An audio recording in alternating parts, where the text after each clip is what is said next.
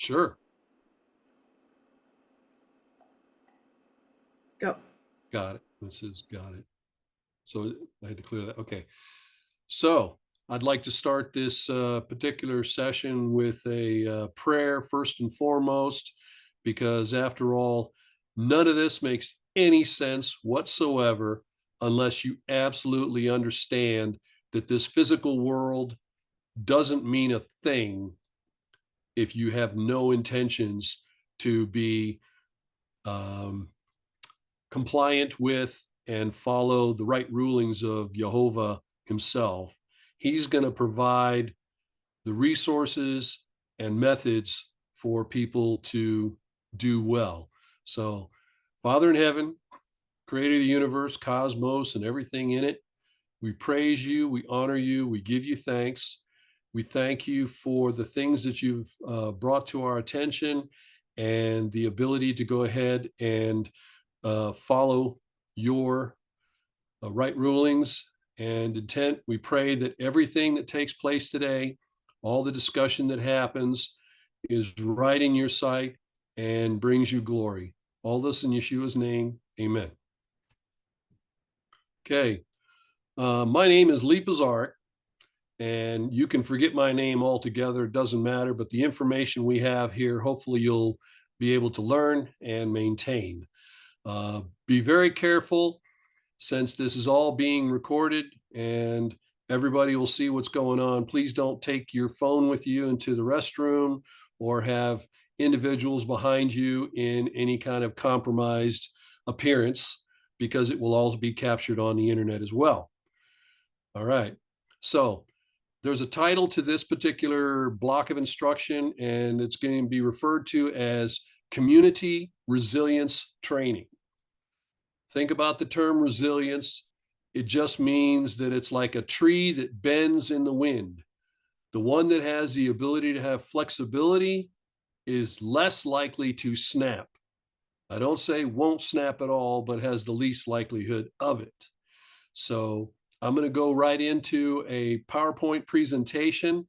But what I'd like everybody to do is go ahead at this time. I'll give you a couple seconds or so to go ahead and get a piece of paper and something to write with, because what I would like to have take place is, as your questions come up during this presentation, please write them down. And there will be first an hour of presentation, and then the second hour will be answering as many of the questions as we can to the best of our ability. I don't have all the answers to everything that people talk about or ask about. I do have some information, but once again, I'm also limited by my experiences and my training.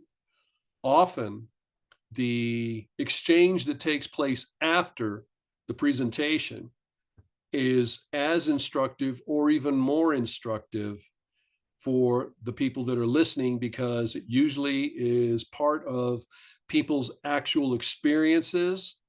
And I'm most interested in, if a situation or circumstance took place, what did you do to mitigate the circumstances to the point where, instead of it being a life-threatening condition, you were able to make it a inconvenience, or you might have even gotten to the point where it was no longer even an inconvenience because you figured something out that no one else had talked about in the past. So hold your questions. Please be ready to go ahead and provide real world experiences after the presentation. And I'm going to go ahead and start that now by, what is that? Share screen, right?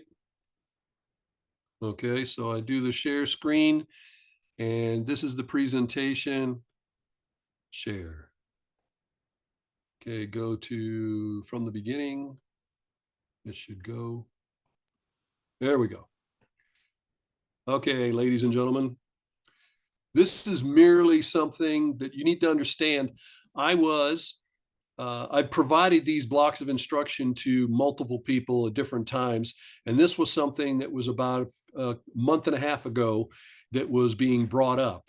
Okay, why do you prepare? Well, if you can prepare for the worst, then you're likely to make it through anything less than the worst with a little bit better results. Okay. The person I'm referring to here, Christopher Wray, he is in charge of our FBI. He was a director. He was in front of the Congress of the United States and simply made these particular comments. And once again, this is more than a month old, but we've got these Chinese hackers that are looking forward to create real problems in the United States with, once again, water treatment, oil, gas pipelines, infrastructure. Think about it. If you wish to disrupt a society, go after what they can't live without. And if you go ahead and take away those standard things that people are expecting to see on a daily basis, that they give less than a thought to in most cases, for example, water, you walk up to a sink, you rotate the tap, you rotate that little handle, and water comes out. Not only clear and clean, but in some cases even warmed up for you. This is something that they did not know about in the early 1800s and prior to. It was like, wow, you have water upon demand. Well, we don't even think about that. So keep that in mind. This is the kinds of things we're talking about. All right. I apologize if this is a small image. I don't know how I can make it any bigger, but it should be okay on everybody's screen. Is it okay enough to read? Tell me, Somber, do you think it's okay to read? Shane, is it okay to be read? I can read it, but Can you make it any I bigger? can I don't know how. I can put two fingers on one. Okay, well, more importantly, okay, so here it goes. What do most or all disasters have in common? Can you One point to simple it while you're statement. reading it? Less. Can I point to it? Yes. Yeah, Okay. yeah. I'm looking at the fact that almost all disasters have in common less of everything. That's what makes it a disaster. Okay. And the definition of a disaster is a catastrophic, unexpected condition or circumstance. Okay. So you got a disaster, you lose just about everything. The first thing you need to take a look at is if you are already in a physical condition, that you're not injured and or not in a situation where there may be fire all around you or something like that, you're going to assess what the scope of that is. So how big is this disaster affecting? Because when you start looking at a disaster, first of all, you look at it from your own perspective, but you need to take into consideration everyone else around you is looking at the same disaster. And if they have not got the inner peace of knowing that Jehovah is going to make things right one way or another, it comes out according to his will, then there's a tendency to hit the panic button. Okay. So the scope, the expected duration, and what kind of support you can anticipate are going to make a big difference into a person's mental stability. Okay. So go ahead and assess the scope, assess what kind of current assets you might have. Look at the number of people. Now, we're talking about personnel. We're talking about primarily to start with your family. And we could be talking about individuals who are physically handicapped. We could be looking at individuals that are elderly and a little bit slower than some. Or we could even be looking at, babies in diapers. Okay, you need to keep all that in perspective, because nothing I'm presenting here is for a all male 25 to 27-year-old special forces team. Okay, that makes no sense when somebody starts giving you blocks of instruction that would work just perfectly for someone who is, ready to go ahead and airborne drop from a high altitude, land in the water, swim 5 miles in, and take on the enemy at whatever conditions necessary. That's just not realistic. We need to look at not so much our own strengths, which is important, but you need to take a logical look at your weaknesses or your shortcomings that would be necessary to be dealing with as things continue to either progress in a negative or positive way. Okay, so you look at your needs. Now, if you look over here, I've got the word can. All right. And can starts with check out to see what your casualties are. What's your casualty count?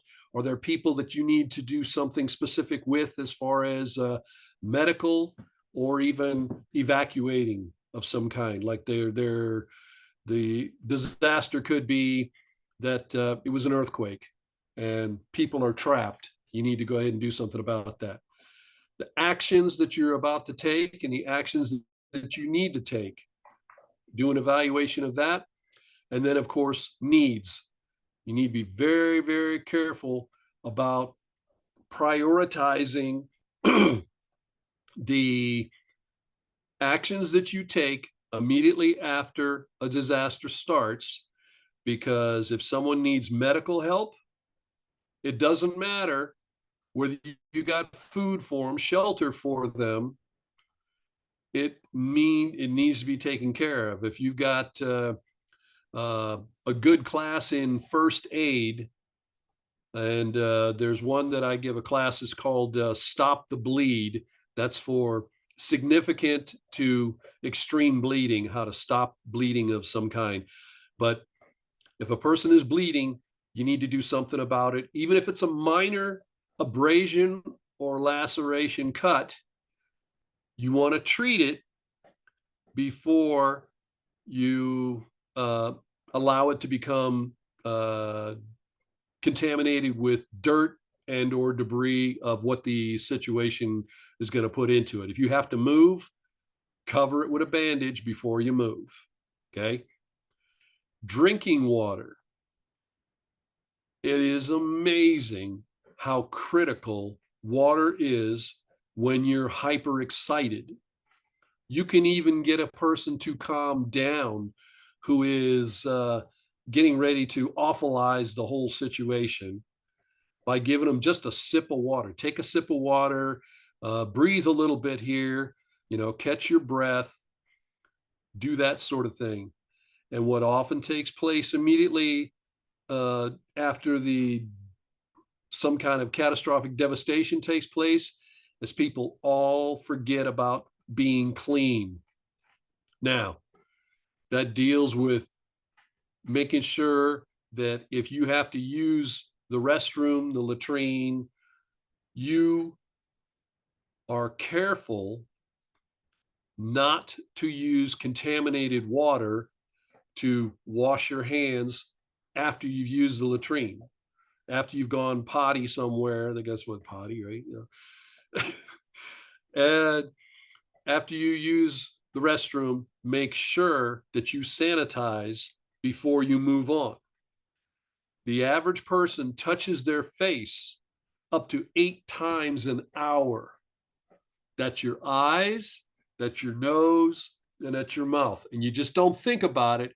What they did was they had us on video camera and then explained to us how often we touched our faces. And then we're like, no, nobody did it. And they played it back for each individual. And it was absolutely true. Some of us were doing it as much as 11 times in an hour. I was caught doing 11 times in an hour, and 7 of those were to my mouth. So you don't want to have contamination, and you're going to need food, but you're going to need water much more than you're going to need food. And you can survive without food for a long period of time. but you don't do well if you don't have water. Okay. And depending upon the conditions, whether it's winter, summer, fall, whichever, many people don't realize that if you can't stay in an environment above, I don't know what it is in Celsius, 55 degrees Fahrenheit. I should have checked on that. Somebody tell me what 55 degrees Fahrenheit is in Celsius. Anyway, so, all right. The likelihood that I was dealing with at the time, okay, was that you'll see this diagonal line going down here, all right? What most disasters have in common, okay? Is So if we have a 12 financial collapse, 12.77 Celsius. 12.77 Celsius, thank you. It's Okay, so you need to stay in an environment above 12.77 Celsius or 55 degrees Fahrenheit, or you will start to suffer what's called exposure or thermal stress. You may not go ahead and get into hypothermia for a while, but it could easily set in, especially if you're dehydrated. Especially if you're dehydrated. Okay. So I threw down some different types of disastrous conditions. And each of these disastrous conditions, okay, we have here in the United States, they're likely to be pushing for a man-made famine based on what they're doing to the farming, what they're doing with the ground, what they're doing with the reduction of fertilizer being available. Okay. We've already experienced worldwide what this pandemic was supposed to be. It was actually a man-made, non-existent virus condition that nobody could put their finger on and nobody could isolate to go ahead and look at through a microscope to say, yes, this is what the COVID-19 SARS-CoV-2 looks like. They had friends, resources who have a lab, have the authorization to actually request a sample that you can compare against, and there are no samples available because of the fact that it doesn't exist. If we go to warfare, man-made terrorism is the same kind of thing as warfare. It can all cause the financial collapse.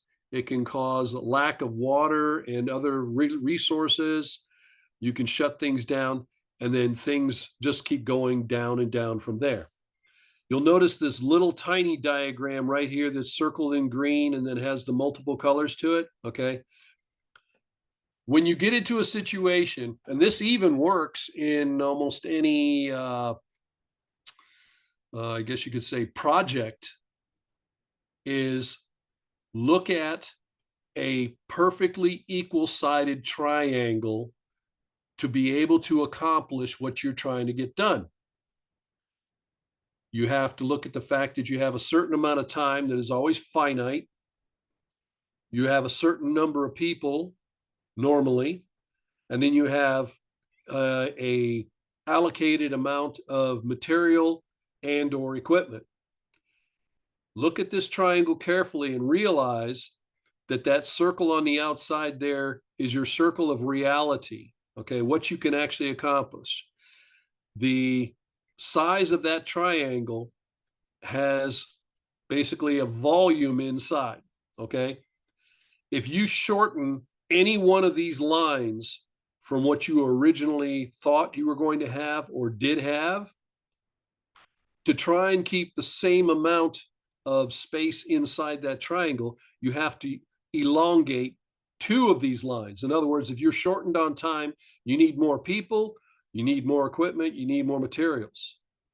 If you don't, you need to start drawing that triangle a lot smaller. And that's the way that you look at that. Now, dependent upon the situation, a lot of people don't think about it in terms of the specifics for a specific kind of disaster. The one we were discussing at the time was about if the dam broke further up the river from Clark Fork. And so we were talking about the materials, we were talking about boats and high water vehicles. Communication is going to be key for any and all disastrous conditions. People are going to operate and react to what they believe is happening. Does not have to be reality. They just have to believe one way or another. And if you have good communications with an outside world that can tell you a situation is not as bad as you thought it was, you can calm people down. Next slide. Okay. The majority of what's necessary is to start with the individual first. Okay. So as you'll see here, once again, I was talking about the unexplained catastrophic or unplanned catastrophic effect of an event. Okay. And there is a document that I provided that will be provided to you later that is titled, What Now? People standing amongst a whole bunch of rubble or debris or whatever the situation is. And all of a sudden something else happens. And then they go, oh, what now? Right? It's not like it's over and done with, but all now comes the aftershock from an earthquake, we'll say. Okay. So there is something called the rule of 7. And if you keep that in mind, isn't it interesting that Jehovah likes to go ahead and use the term 7 being for perfection? I thought that was really kind of interesting. I didn't know that for the longest. Okay, so evaluate your condition. 7 seconds, all right? Something just happened. In that 7 seconds, do you need to get out of the way of something going to fall? Is there a fire? Okay. Are conditions worsening, or do you have an opportunity to possibly, stay put for a short? So you look to it. Do you have fire? Is there a likelihood of collapse, or are you being flooded? Right. All those things say, move now. You're not sure exact, but move now. Get somewhere else. Okay. So then 7 minutes into it, you need to immediately take a look at everybody around you and assess, do they need immediate treatment? Are they bleeding? Is there broken legs, arms, toes, whatever? Something's not working. Try to stabilize the patient, at least stabilize that person. They're not going to be perfectly treated at that point, but you're trying to make sure they don't do any more damage to themselves if they have to move. At the 7-minute time frame, you can also kind of get an idea of what the damage has been done to what equipment you might have. Okay. And at 7 hours, this is important, real important.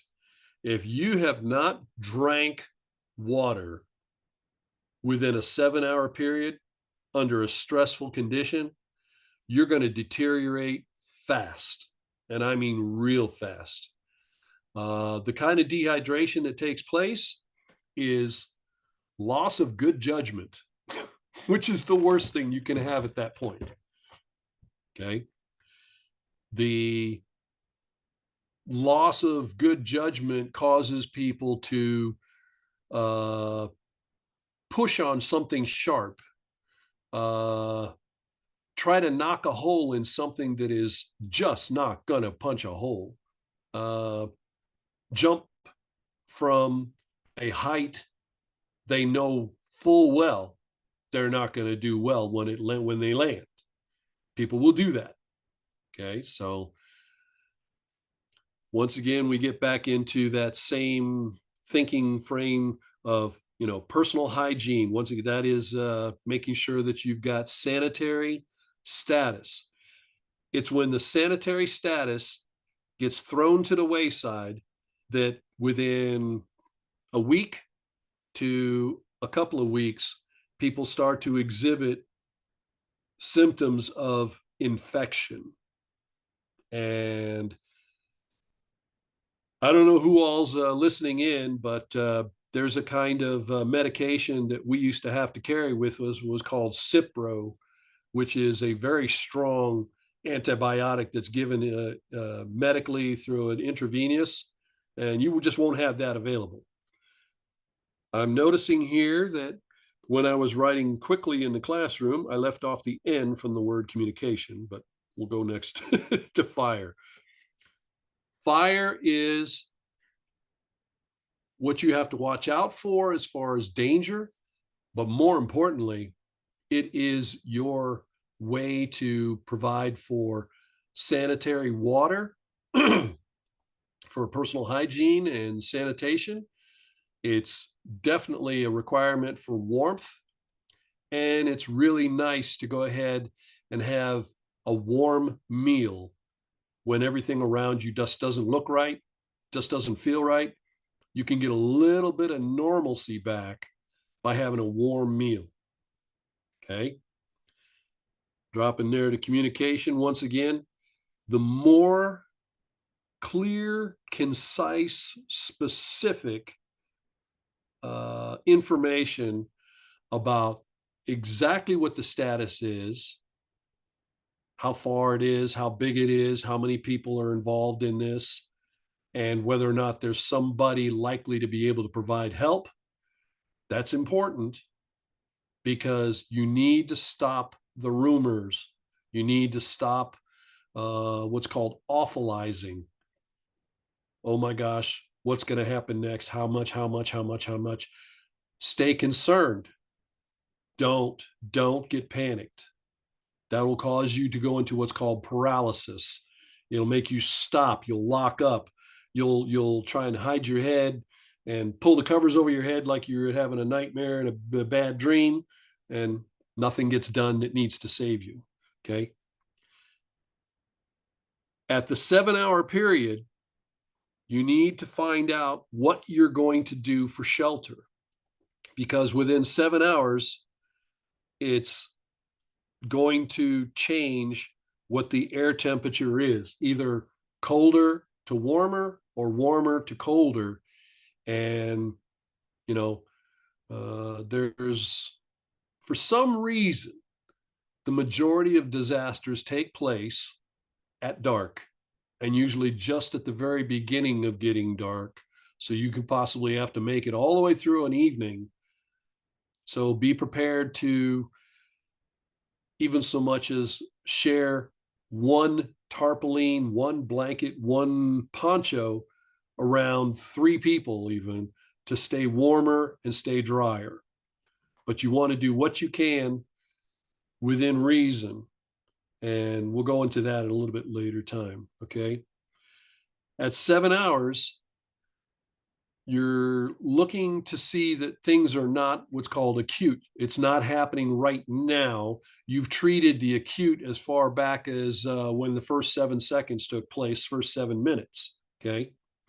You're now at the point of checking that wound, seeing if there's a way to close it a little bit better, to tighten the splint that felt loose because of the fact that you were moving. So change bandages and adjust splinting, check on slings, things like that, to make sure that the individuals that are injured are going to be better off than less. And the T in transportation appears to be missing. I might have wiped that away with my hand, or so transportation. We'll go with that. The method of moving is going to be critical to how much distance you can cover. And sometimes you need to get a little further away And sometimes you just can't get further away because of the fact you just can't transport everything. And you have to reassess what you're trying to move. And that's a whole nother point. And always, always, always continuously, constantly be aware that your security, your personal security, the ability to stay safe is always questionable. Okay. So if you're going to be moving to an unknown location, you need to evaluate whether it might be better to stay or to go, because there are times when changing your location could possibly be worse than if you stayed where you're at. In the military, we used to refer to it as embrace the suck. Understand it's going to be bad. It's going to suck. It's not an important point. It's something that you just have to possibly deal with, because out there may be worse, especially if it gets dark and you can't maneuver without getting injured in the dark. Okay. If visibility is down, if it's a snowstorm that is blowing a blizzard, stay right where you're at, because you get out there, you're going to be a lot worse off than you are right where you're at. Okay. If you have a map, a compass, a GPS, if you've been there before and you know for sure that where you're going to is someplace that the conditions and the status are absolutely better. If you've been drinking your water, if you've taken care of most of your medical requirements, you might have even had a meal by that point in time, then maybe, just maybe, it's a good idea to go ahead and check and see if it's still as good as we thought it was. Do not make anticipation of splitting up.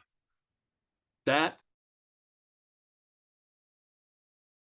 can be a deadly situation that is really, really bad. Okay. When you split up, you reduce the number of eyes and ears that are watching your perimeter, watching the area around you. Okay. You might also make people who are injured feel like they're being left behind, and therefore they might as well just give up. I have seen in combat a man who got hit with a hole this big, 40 millimeters round, punched right through his lower abdomen, and I could literally see air and clear sky right behind him. He survived because he chose not to give up. I saw a man lose a few fingers in a bridging accident, and he gave up, and the shock killed him. So don't let your patients give up. Constantly be giving them the will to continue, the will to live, the will to want to get further. Okay. And this little diagram below here, I thought it was a little better than a stick man at the time.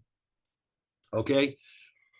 I don't know how well you can see that, but at the time I was providing this information, people were asking, okay, if it's really, really, really a bad disaster out there, exactly what am I going to be able to take on? Okay. And so it starts off here. You want to have a radio, you want to have communication.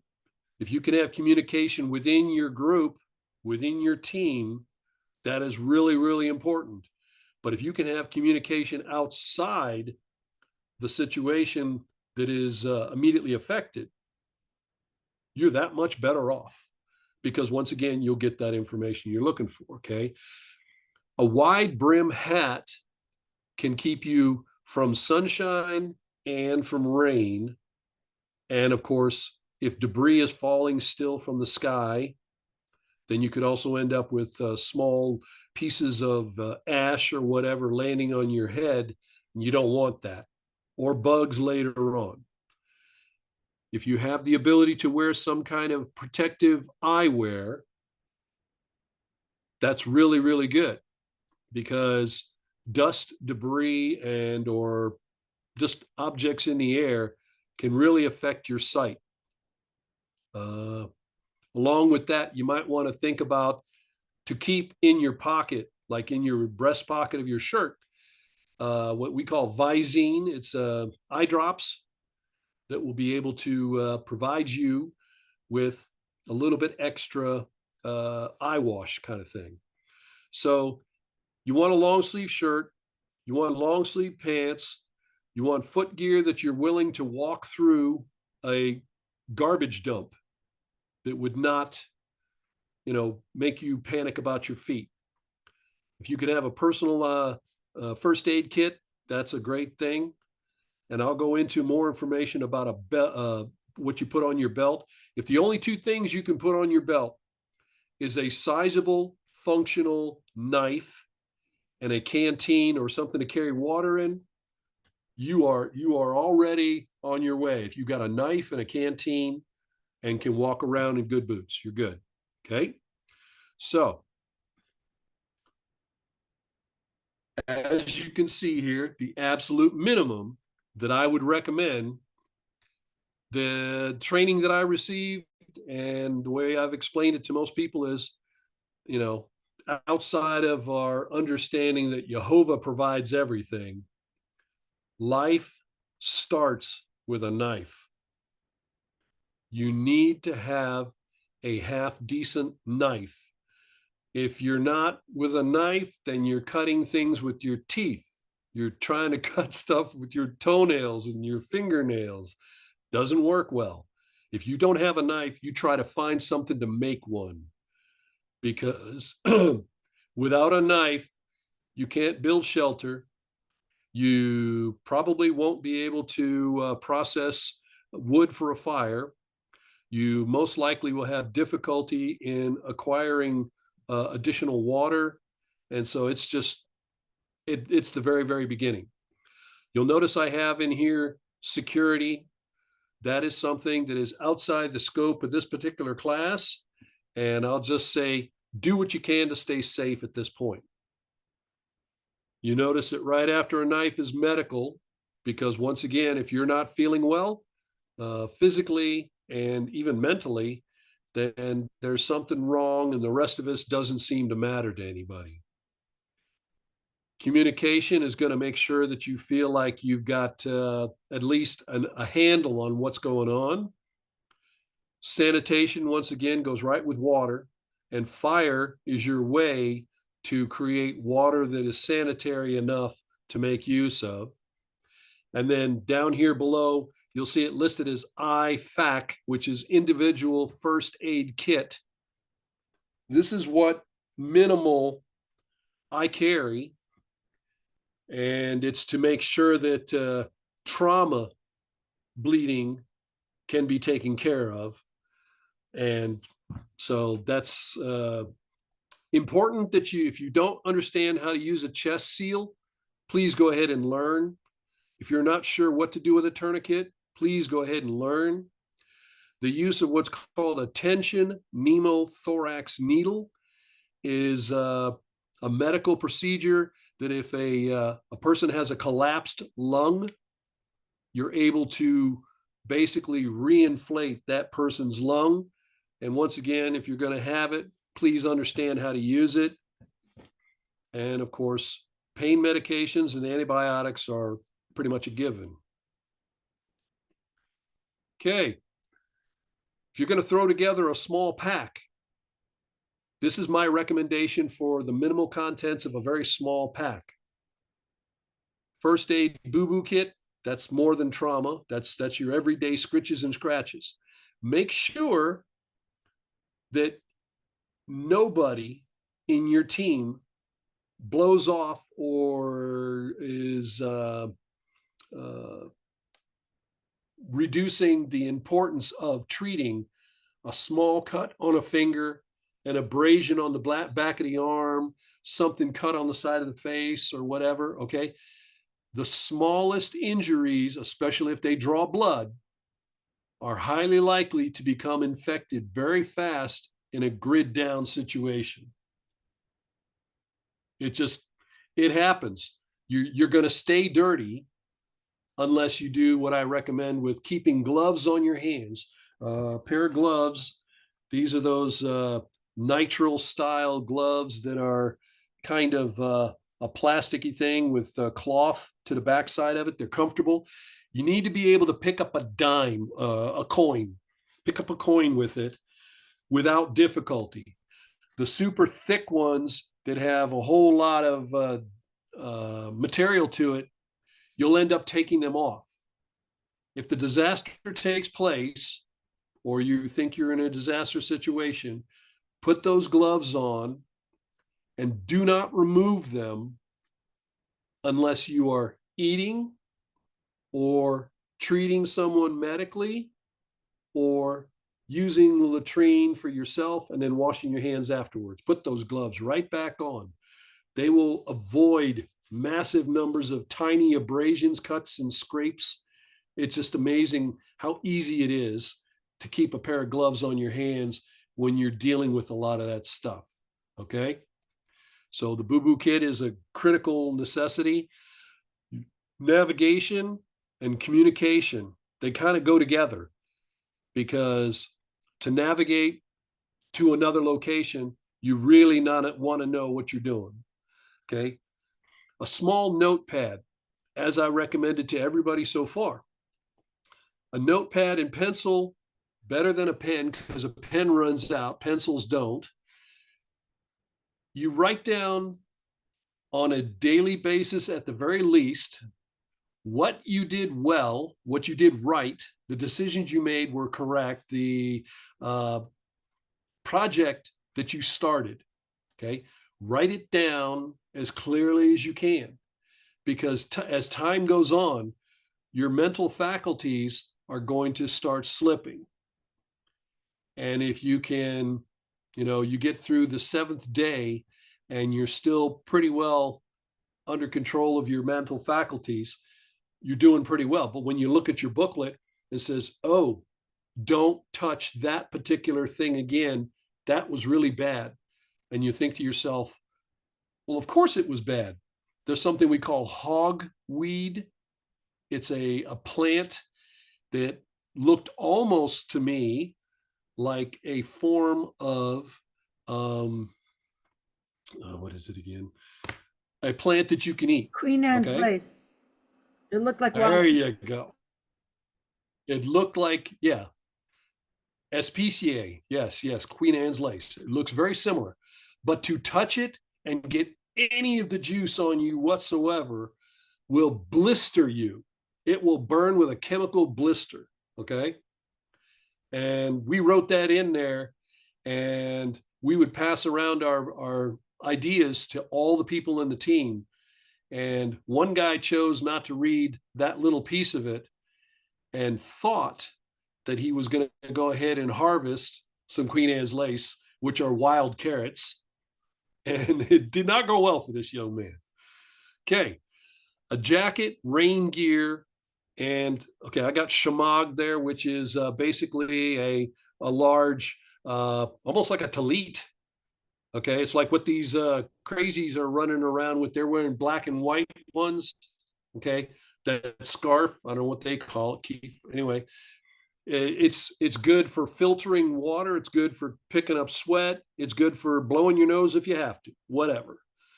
A headlamp is good. Don't ever discount how important it is to have hands-free light, but don't use it often. Use it as minimal as possible so it lasts as long as it can. Already talked about the gloves. The water purification, there's multiple ways to do that, but you want to have a good filter along with your stuff so that you can immediately draw water should you need to. Fire, there's multiple methods of making fire, but make sure you have at least 3 that you've tested, you know how to make use of. Okay. Extra socks are critical if you're going to be on the move, because every time you stop, you should think about at least airing out your feet and changing socks if you've only got one more distance to go. Shelter, of course. Food is an obvious. Cordage is nothing more than something that's going to be long and strong for you to be able to tie things together with, and it's critical for building yourself a shelter. Don't discount hygiene. I've recently found, well, 30 years ago, I found out that if you take powdered, just regular powdered cayenne pepper, and put a damp toothbrush into cayenne pepper and brush your teeth with cayenne pepper, you clear the bacteria from your mouth. You don't have to rinse. And those of us who wake up with bad breath in the morning, it's gone in the morning because of the fact that you don't have a bacterial growth going on in your mouth at the time. So it works out well. It's also good for other things, but for that reason, it works well. Signaling. Everybody should have a whistle. And I'm talking one that can get your attention at a distance, say 3/4 of a mile, we'll say 2 kilometers. At 2 kilometers away, I should be able to hear what you're trying to signal with that whistle that you're blowing. Those kinds that are used by the referee in a hockey game. Kind of goes, right? Those kind. That's the kind that's best. Electrolytes. You may have lots and lots of water, but if you start cooking it up and boiling it, it loses its electrolytes. Electrolytes are things that put the minerals back into your body. Very critical. You can have all the water that's been purified and no electrolytes, and you won't do well. An extra t-shirt is good because of the fact you're likely to sweat when you're on any kind of a move. Extra underwear is what people like to have to try and dry out and stuff, because it really works well to change before you get into a sleeping configuration. Damp clothes just don't feel well when you're trying to sleep. Reference material is always good if you've got something that's going to be important for you to figure out exactly what you're doing with how to purify water and such. Cards for entertainment. Something simple that you can challenge each other mentally and play a game, because you're going to try and keep that mental faculty going. There's something called pickup sticks, if you're aware of that. It's multiple colored sticks. You drop them, they land one on top of the other, and you try to pull them out before they move. Okay, that's a good one too for dexterity and mental clarity to keep things going. And do you understand? Everybody shake your head yes or no if you understand what Gorilla Tape is. It's much stronger than just plain duct tape. Okay. And then super glue has multiple uses, to include first aid. We'll cover that another time.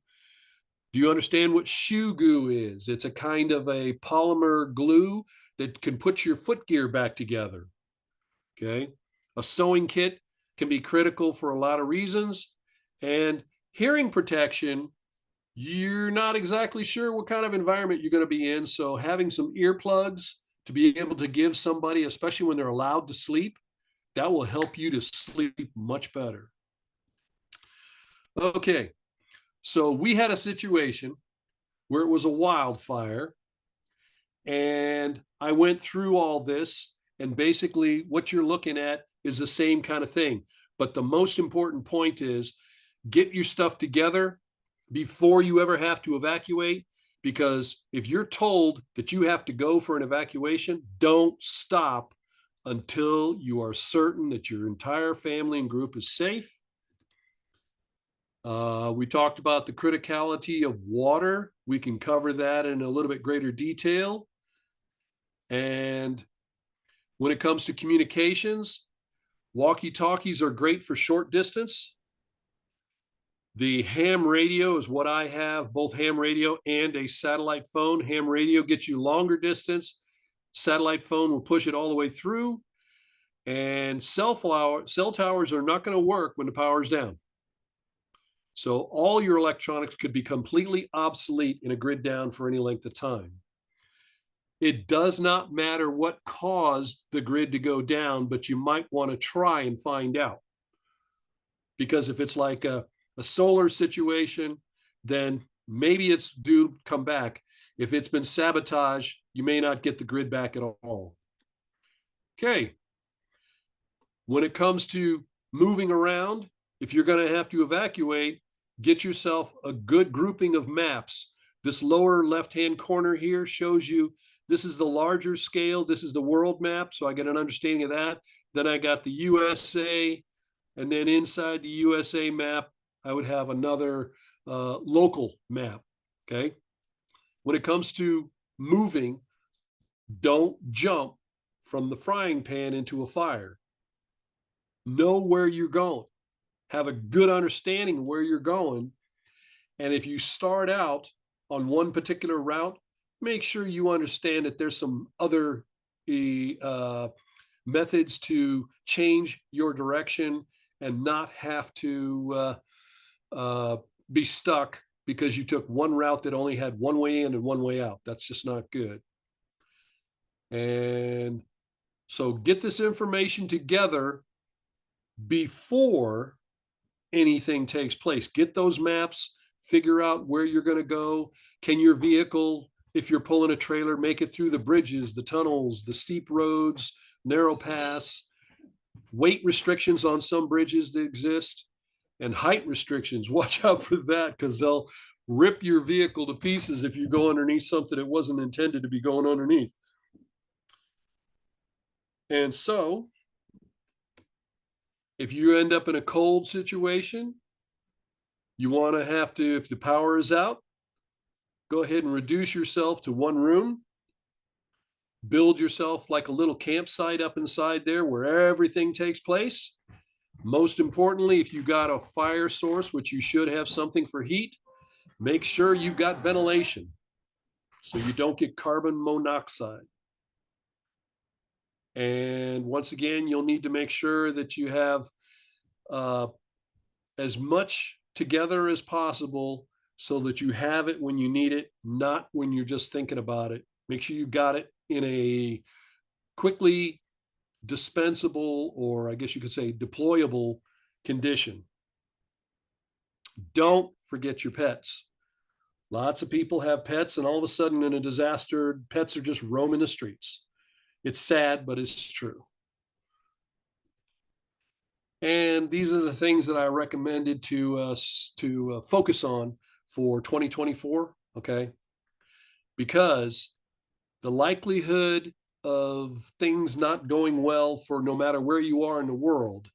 So as always, medical, water, shelter, communications, all those things you're going to carry in your pack. You want to make sure that you get good, reusable, and functional water filtration. That's probably going to be one of the most critical things you can get. And be ready to all of a sudden lose the conveniences of standard life. If you can accept it the instant it takes place, and you can say, well, that's not good, but we have this, and this is our plan. You will immediately take yourself 180 degrees away from the awfulizing panic that people are going to go, what do we do now? What? I had a lieutenant in combat who was supposed to have been ready, thinking all this kind of stuff. As soon as the bombs started dropping in Iraq, he was literally walking around in circle going, no, no, no. And I said, who are you talking to? He says, what? I said, Lieutenant, who are you talking to? What? You just keep saying no. We got to do something, right? We got to do this. We got to do that. Yeah, go do that. I said, what are you going to do? I don't know. Okay. So even people that are expected to be trained in things, you could see firefighters, you can see police officers, you can see doctors kind of go off the deep end because they're just not ready for that kind of critical trauma take place in their life. They want to go into the operating room and scrub up, and they want to go ahead and get to the fire department. I found out that the fire department guys here weren't even carrying any kind of a personal rucksack with them when they would go to a wildfire situation. I said, you could get cut off. Yeah, you could be in a situation where nobody can provide for you, but I'm a firefighter. They're always going to do something for me. Not necessarily. So, most important point is, and then we'll go in straight into the questions and answer. Being, if you get trained, if you have equipment and materials, you're going to do a whole lot better. But understand, under no circumstances is anybody less than a refugee when situations take place. You just better trained, better equipped in hopeful cases, and therefore mentally more prepared. So with that, I open it to questions and answers. What are your questions specific to the material I provided?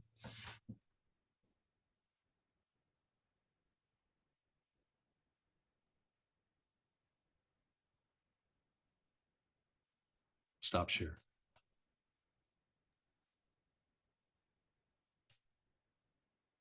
Specific questions, anyone? Anyone at all? Did I fire hose everybody?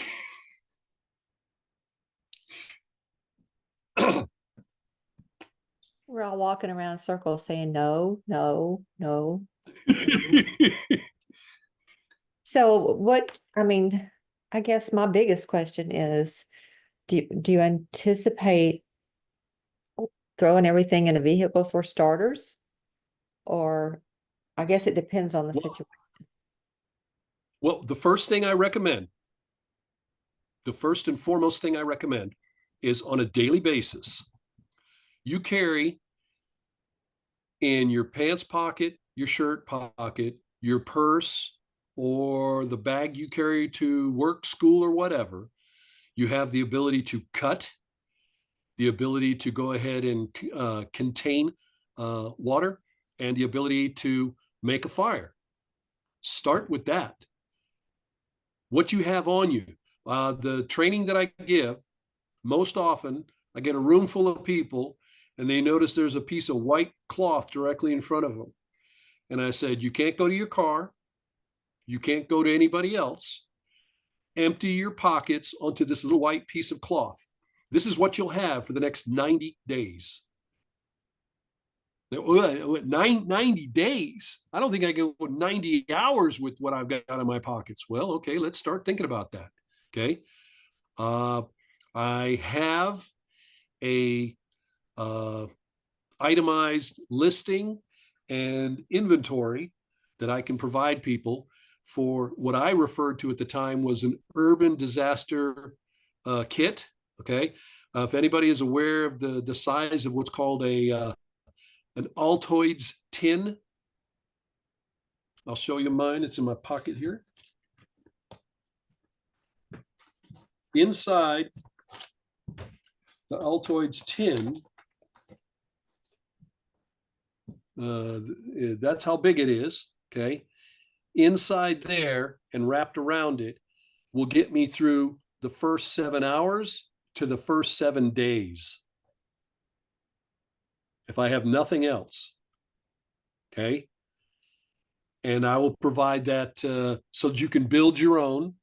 And it's small enough and lightweight enough that even if I'm going into a outfit that is like fancy or something like that, I can put it in the pocket and I've got it with us. And it really is more than anything else. It's like, I got this. I got this. It's okay. So yeah, you start with the individual. You start with what you wear on a daily basis. Please take a look at, my younger daughter was notorious for going out the door without even so much as a reasonable jacket. And I insisted upon it, and she finally started going ahead and following through with the jacket. Well, they had a fire drill at the school she was at, and she had her jacket with her because she grabbed her pack as she left with the fire drill. They kept those kids out there for 4.5 hours as it was not even a snow. It was a drizzle rain, freezing rain coming down. And these kids didn't even have jackets on. And she came back home and she goes, I can't tell you how happy I am that you insisted I do that, because I said, just look at when you leave, if you had to spend the next 12 hours without ever getting inside somewhere, how well are you going to do? Just start with that. Did that answer your question, ma'am? Starters, what all's in your Altoid tin? The Altoid tin? Okay, let me see if I can bring that up real quick for you and I'll show you. Let's see here. Let's see. I sent it. Yeah, I've got it here.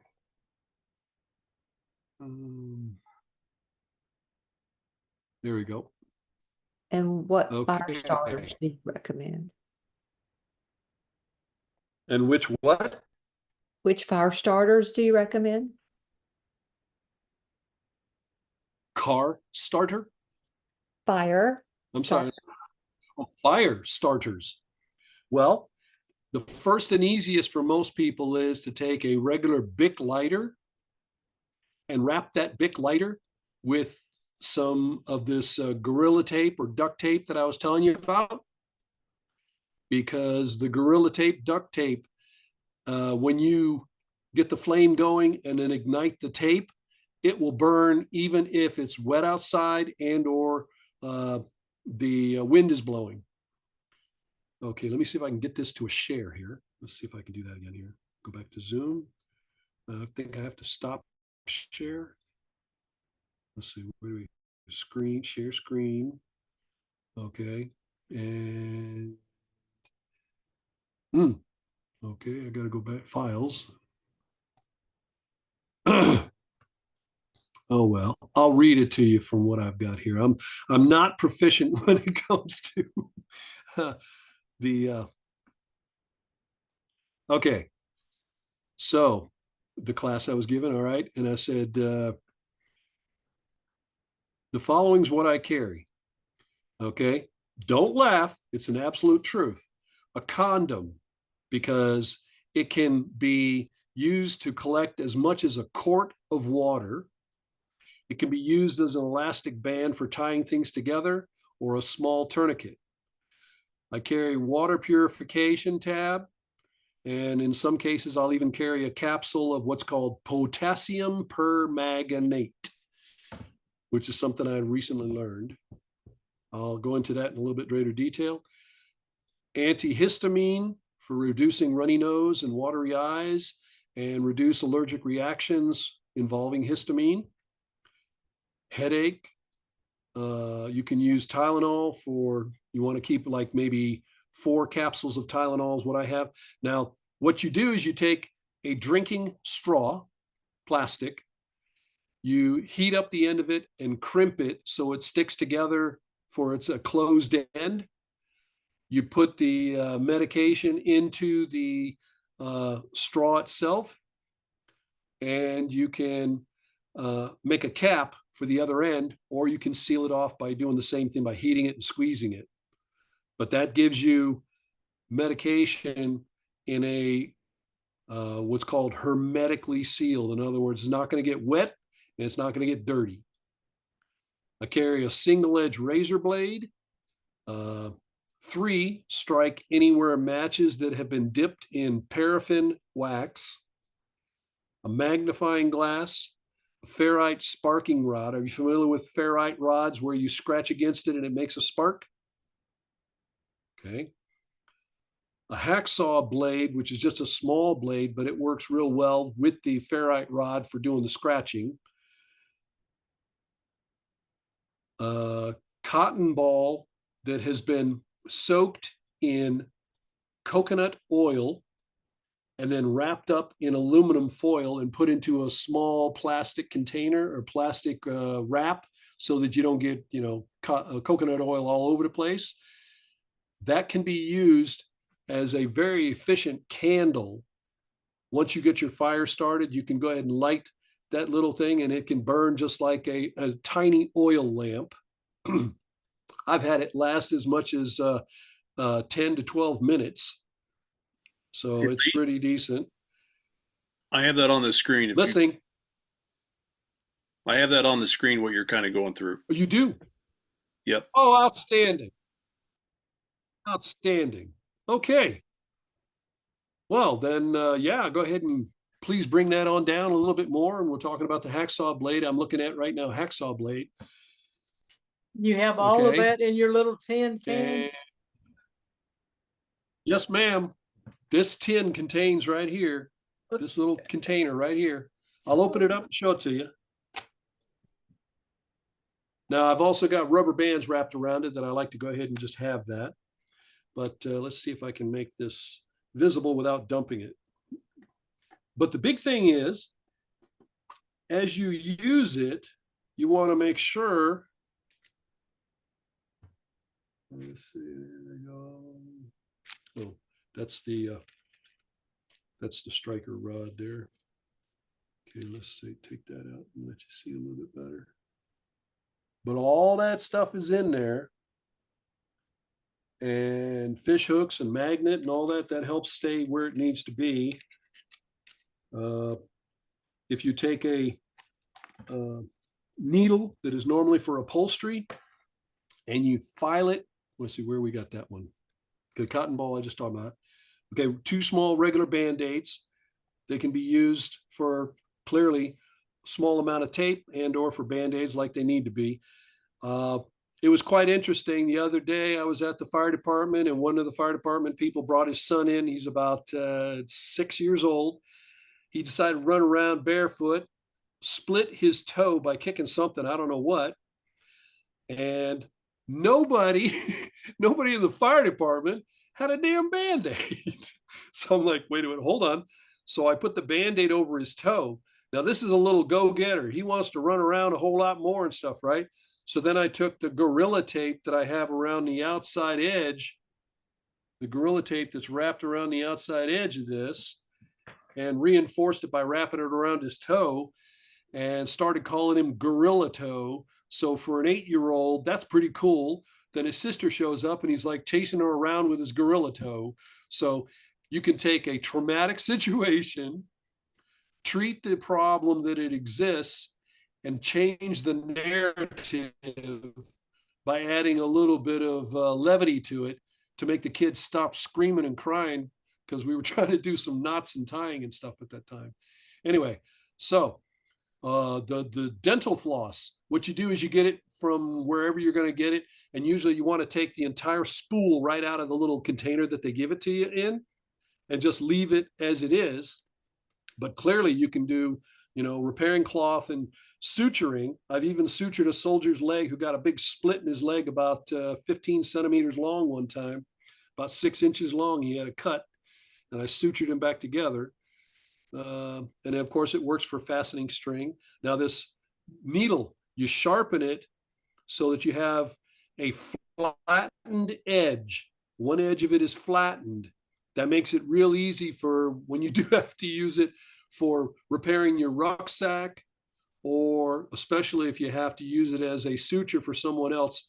The finer and the easier that blade sort of thing cuts through the skin, the less pain it is when they got to get stitched up. You can also drill holes with it. Now the cable ties, I'll show you what those look like. Those are little tiny, tiny ones. And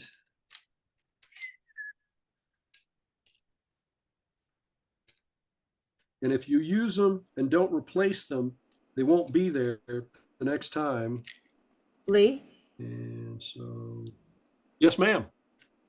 I just wanted to show everybody. Yep. It's a chainsaw. It's small enough to Yes, fit in your those hand. look great. It's got 2 handles. And then you wrap this part around a tree.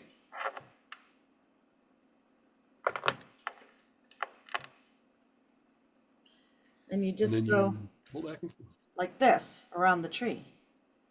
Yes, ma'am. And it's a Those are excellent. and it's a And what does that weigh? What does that weigh? ounces. Like maybe 3 ounces. Good. Yep.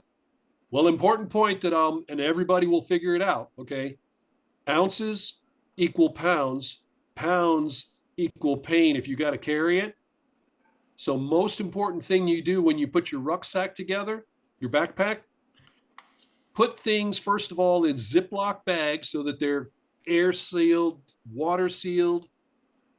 You might want to label what it is that's been wrapped up in your pack and that you can read it and say this is what it is. And most importantly, you put a number 1, a number 2, or a number 3 on each of those items.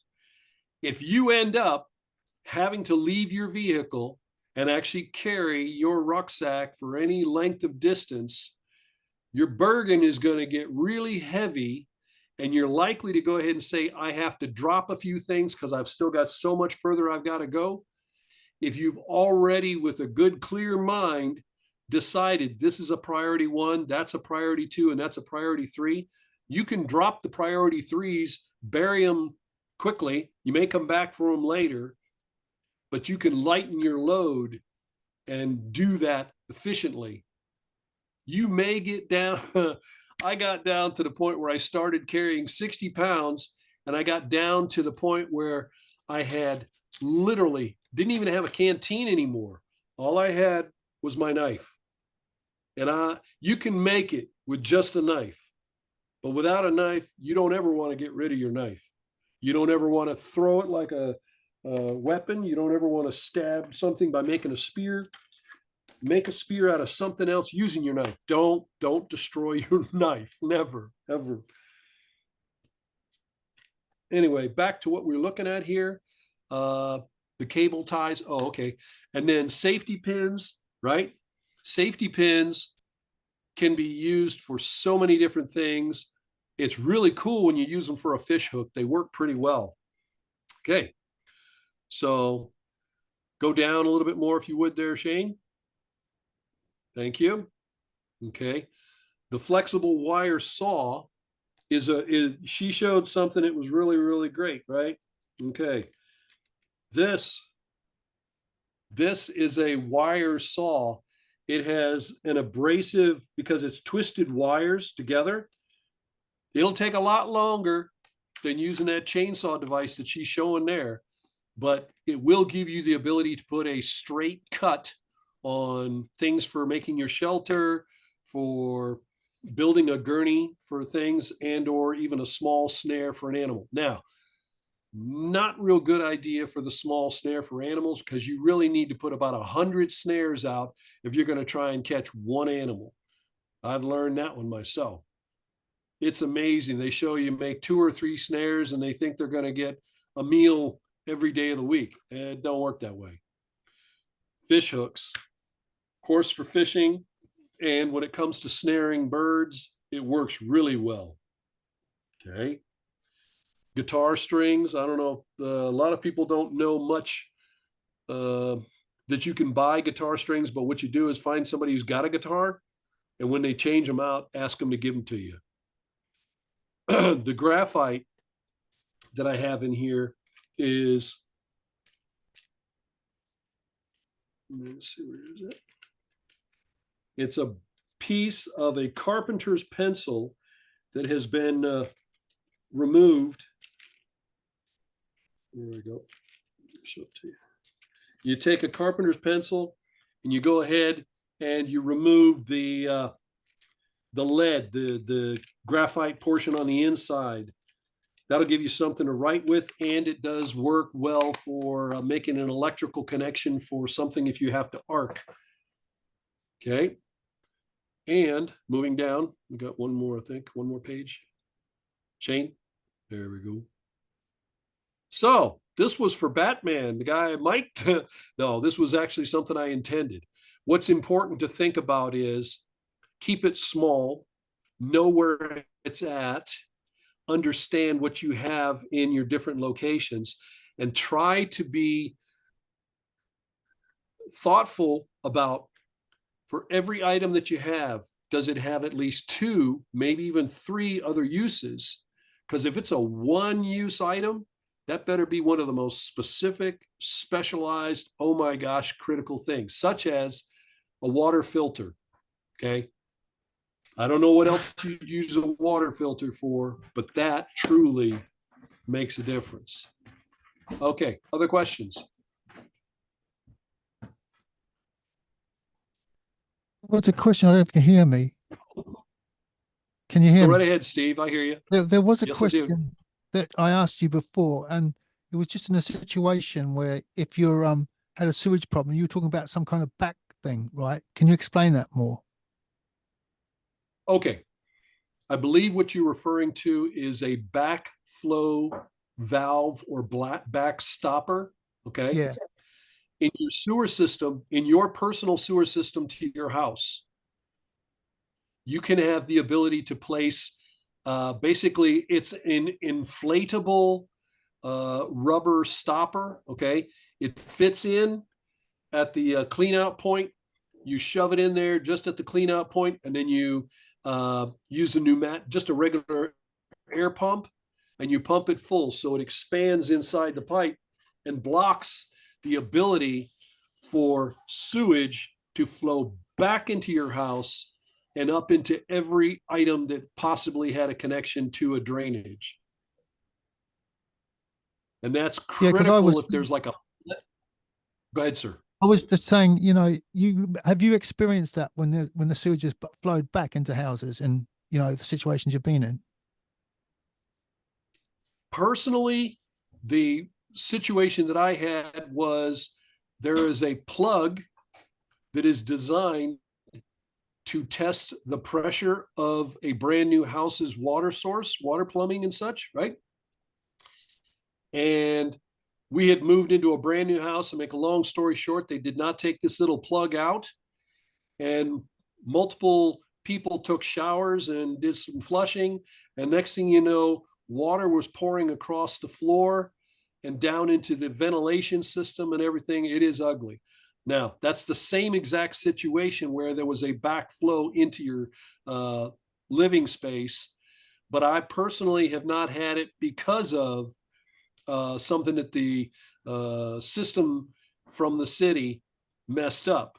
Now, I have heard that any and every time that there is a massive flood, there is no place for the drainage and sewage to go. So if you're downhill or in some way easier path for the water to flow, it will flow back to you. It will. There's no question about it.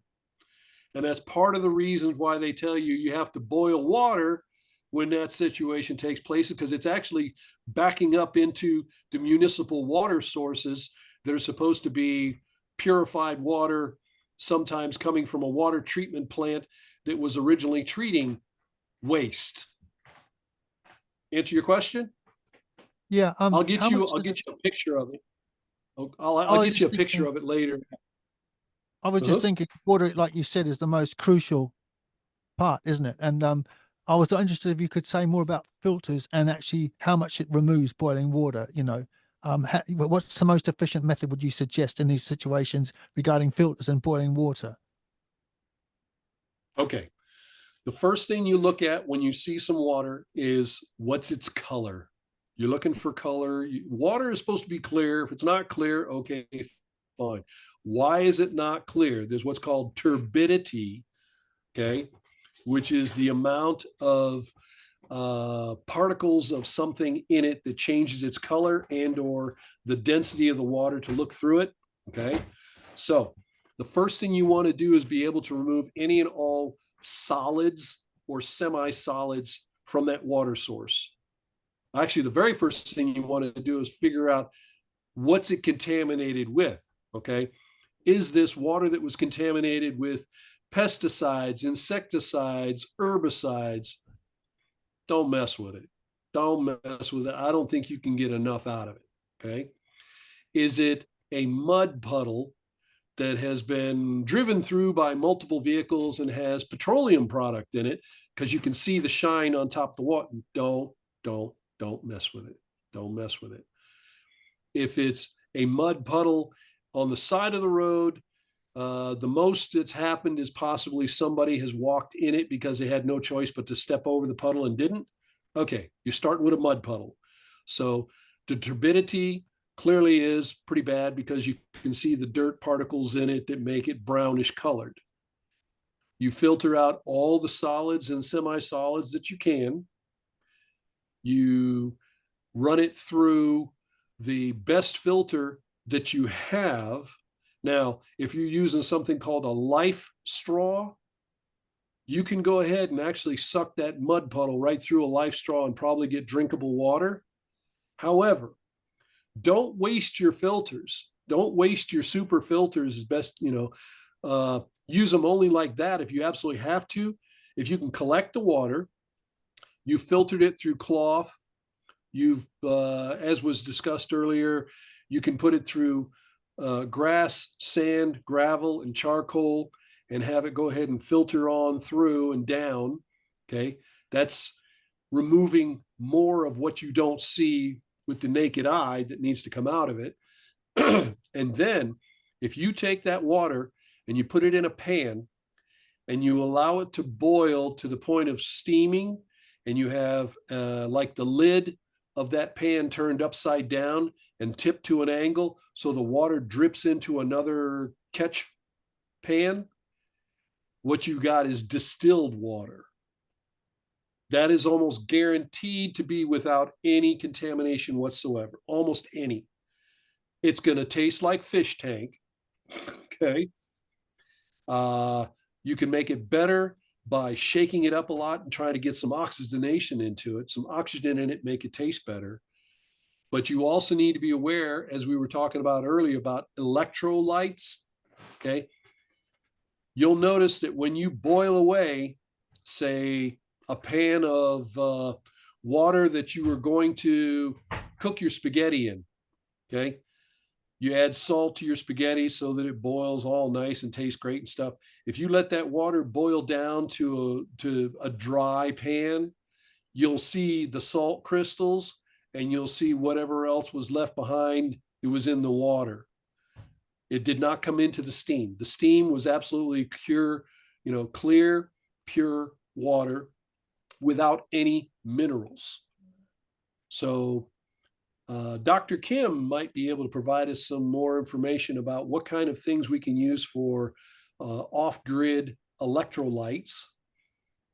I know of one of them that would be the needles of a spruce tree, but I know of a couple of others, but I'd be real interested to see what kind of information she could have. So you boil the water, or if you can't boil it, if you can at least get all the turbidity out of it and then set it in the sunshine for a long period of time and let the solar cleansing take place. That's about the best way to do it, is to go ahead and have some kind of a treatment towards the water that you're talking about. But you don't want to test.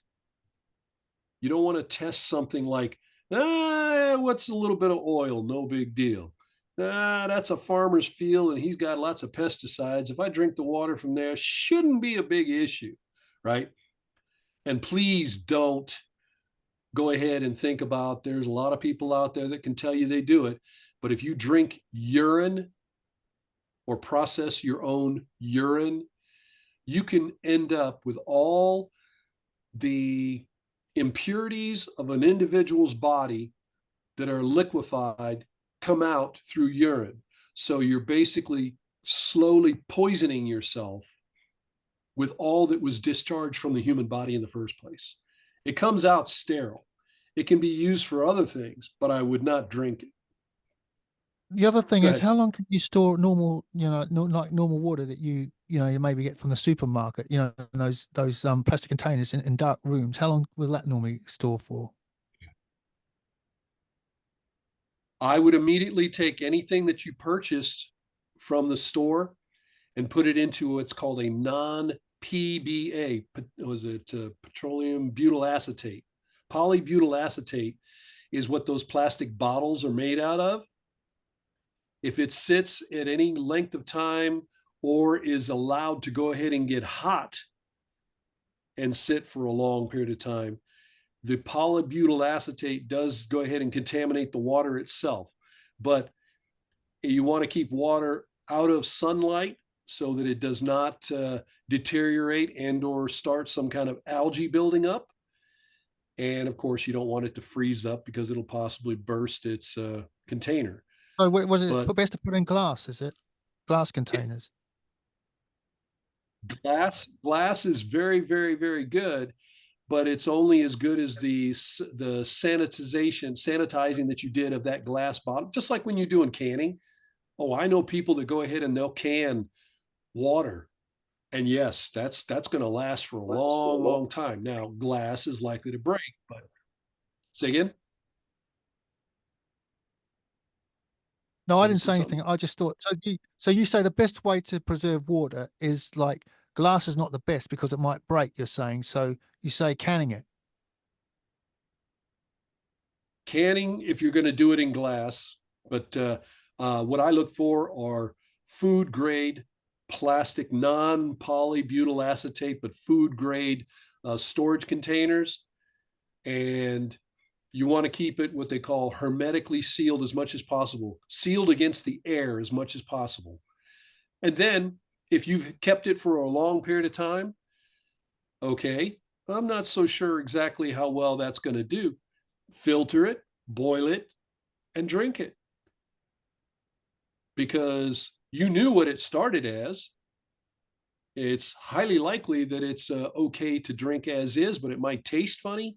But then you go ahead and boil it, shake it up or whatever. And yeah, it should be, in most cases, if it started off sterile, it will be remaining sterile, especially in a can status. So what the way I interpret what you're Other saying is question? you get a food container to store the water, which is what's it, non-plastic type. That's, suitable for food, and then store it that way. Yeah. Yeah, look for what says no PBA, Papa Bravo Alpha, non PBA. Right. That's what I Because need. if it's got PBAs, or it's made from PBA, they're telling you right off the bat, don't store anything in it that you're going to eat or drink for a long period of time. You can go ahead and take your sandwich in it. You could eat your chili out of it today and wash it tonight and whatever, but don't leave it in that for a long period of time is what they're trying to tell you. So you can use the non-PVA stuff periods of time. Is that what you're saying?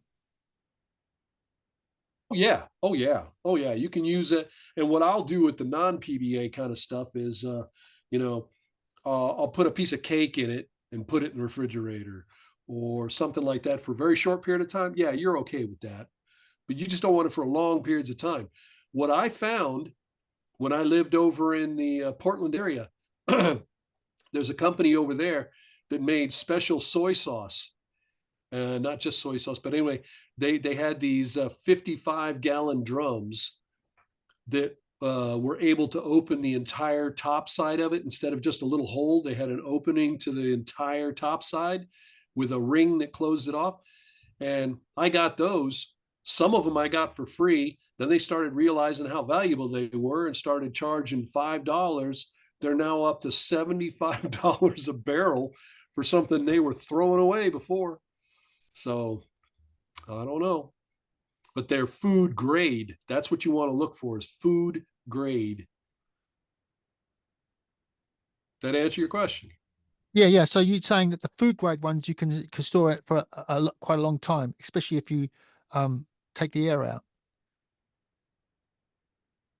You take the air out to the best of your ability. Now, if you're going to do like I do, I have mine stored where they're likely to go ahead and receive the freezing temperatures because I got it in an outbuilding. Okay. I leave just enough at the top to where if it does freeze up, it does become ice. It's not going to blow the seal on anything. And that way they're not going to flow over inside my my shipping container and onto the floor. Just one more But question. What about sardines? every, Just one more question. What about sardines? How do you rate them? Like for storage? And because some people tell me you can have them. I've actually eaten sardines 10 years old, right? were they in water? Were they in oil? Or were they in mustard? I can't remember. I think they was in oil. But they were sort of, and baked beans. I've done the same with that. I've kept them for 10 years and I've still eaten them and nothing's happened to me. Right. Yeah. Well, well, I have eaten things that humans are not meant to eat and or ever expected to eat. and it was okay at one point in time. Nowadays, I'm very, very allergic to a lot of things, but I was not allergic to stuff before combat.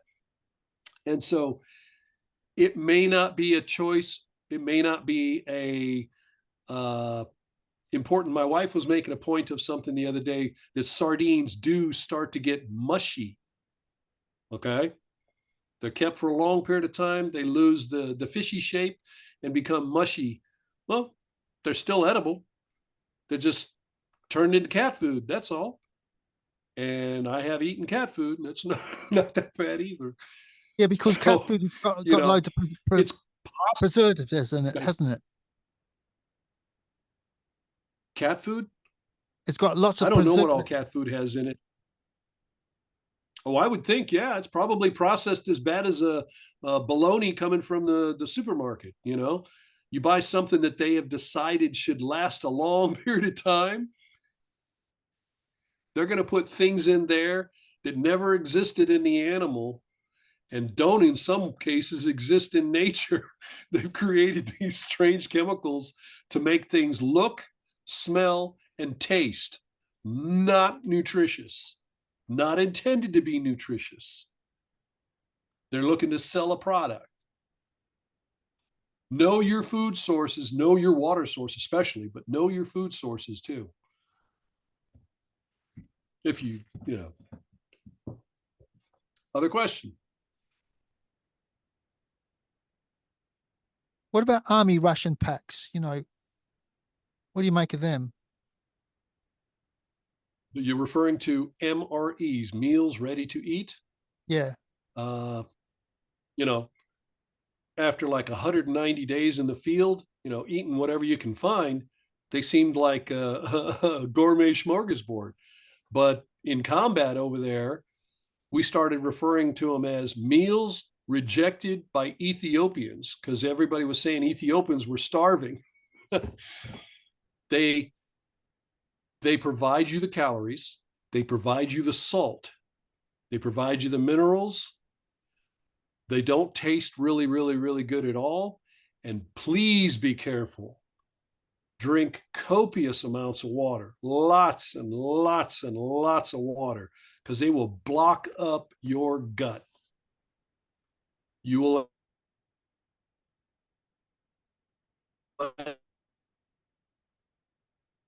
end up in a bent over water to go with it.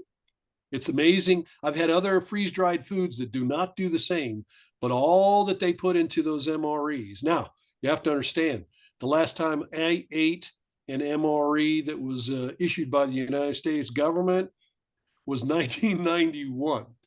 So they've changed an awful lot now. They've got chilies, they've got candies in there, they got all these, you know, they're throwing junk food into rations for a soldier in a combat zone. I don't know. I don't agree with that.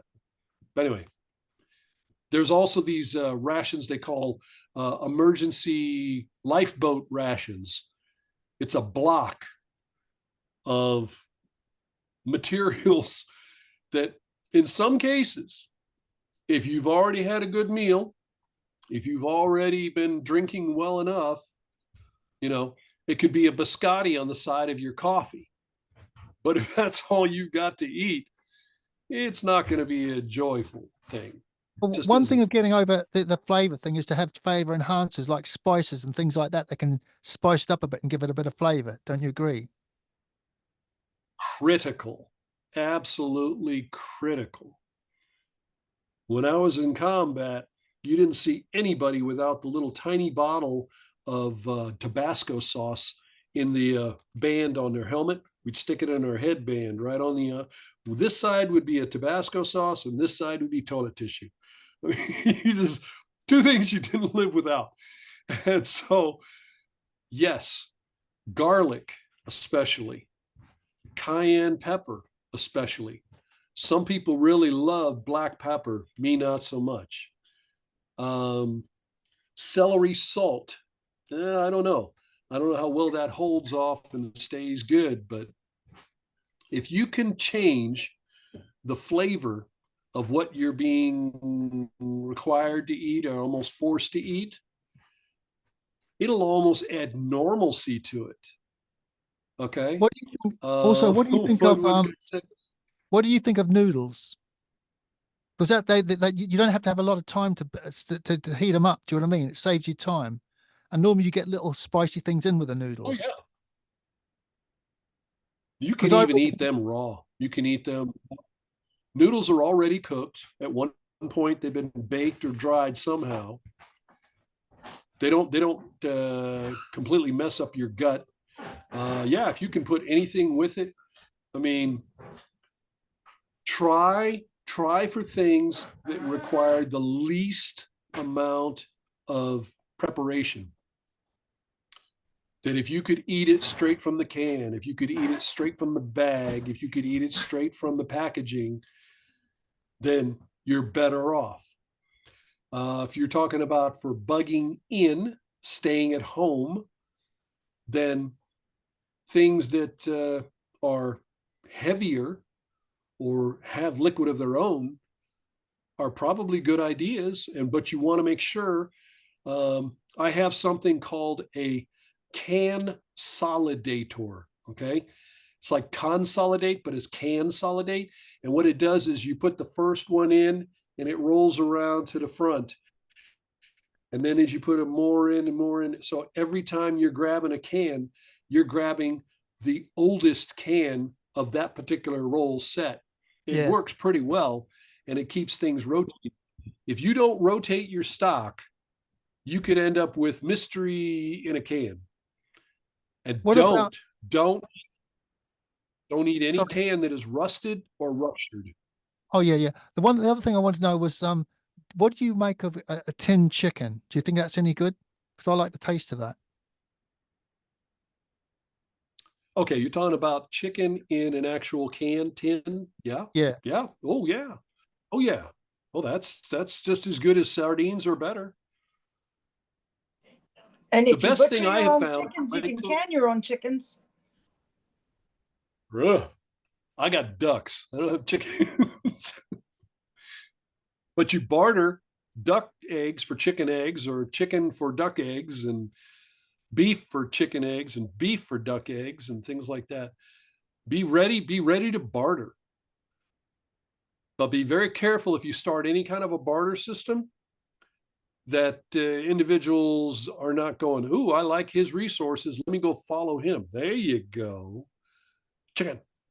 Yes. I like chicken. That's canned chicken, and that's the best stuff if you're just making like a chicken salad sandwich or you're just adding chicken to your salad. It's so easy. Yep. It's just real good stuff. And I'm looking forward to, working on trying to go ahead and preserve meat as well. One of the hardest things it's going to be to acquire is going to be meat. Is salt the one where you preserve it? There's one way, that's a good way to preserve it, but how much salt do you have? Because get a hold of a block of instruction on exactly how to cure meat with salt. You're going to realize you're starting into pounds and pounds of salt. And if you got pounds and pounds of salt, you might want to hold on to that for something other than curing meat. I would recommend smoking meat. I do that a lot.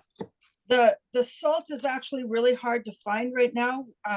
Like if you're looking for that gray Celtic salt, the Himalayan salt's not so hard to find, but the gray Celtic salt is really hard to find. And so I have the normal table salt is cut with something like aluminium or something crazy. Do you know about that? Yeah, I don't eat that. Yeah. Chlorine and no. You don't want the kind of stuff they serve in a restaurant. I wouldn't. So what's the best salt that you would recommend? If you have well, like she was talking about, the Celtic salt, sea salt, is really actually because it also has natural iodine in it.